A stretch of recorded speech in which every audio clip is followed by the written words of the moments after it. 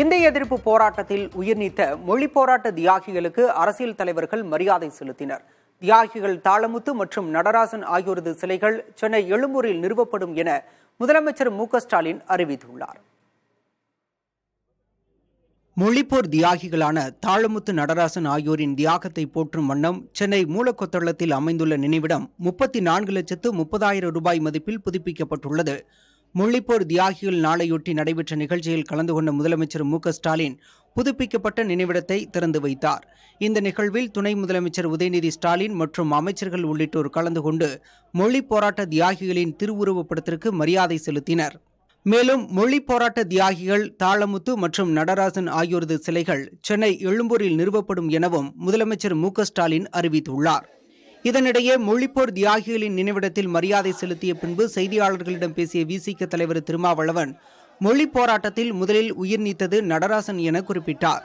ஏற்கனவே இருந்தபடி நடராசன் தாளமுத்து நினைவிடம் என பெயரை மாற்ற வேண்டும் என்றும் அவர் வலியுறுத்தினார். நடராசன் 1939 ஆண்டு ஜனவரி 15ஆம் தேதி உயிர் நீத்தார்.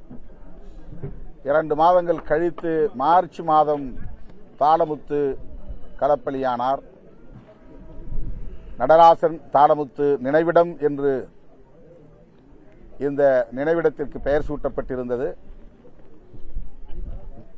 மீண்டும் அதே பெயரை அதே வரிசையில் திருத்தம் செய்து அமைத்திட வேண்டும் என்று விடுதலை சிறுத்தைகள் கட்சி வேண்டுகோள் விடுக்கிறது. இந்நிலையில் மொழிப்போர் நாளையொட்டி சமூக வலைதளத்தில் பதிவிட்டுள்ள எதிர்க்கட்சித் தலைவர் எடப்பாடி பழனிசாமி ஹிந்தி மொழி ஆதிக்கத்தை எதிர்த்தும் தாய்மொழி தமிழை காக்கவும் உயிரை துச்சமென நினைத்து மொழிப்போர் தியாகிகள் கடுமையாக போராடியதாக தெரிவித்துள்ளார். இன்னுயிரை தியாகம் செய்த மொழிப்போர் தியாகிகளின் வீரத்திற்கும் தியாகத்திற்கும் வீர வணக்கங்கள் என்றும் அவர் பதிவிட்டுள்ளார். இதேபோல தமிழக வெற்றிக் கழகத்தின் தலைவர் விஜய் வெளியிட்டுள்ள பதிவில் உலகில் தன் தாய்மொழி காக்க தன்னெழுச்சியுடன் போராடி கொண்டிருக்கும் இனம் தமிழினம் என தெரிவித்துள்ளார். தமிழ் காக்க களமாடி உயிர்நீத்த மொழிப்போர் தியாகிகளுக்கு வீர வணக்கம் என குறிப்பிட்ட அவர் உயிர்நீத்த தியாகிகளின் நினைவை போற்றி வணங்கி தாய்மொழி தமிழ் காக்க உறுதி ஏற்போம் என்றும் தமிழ் வாழ்க என்றும் கூறியுள்ளார்.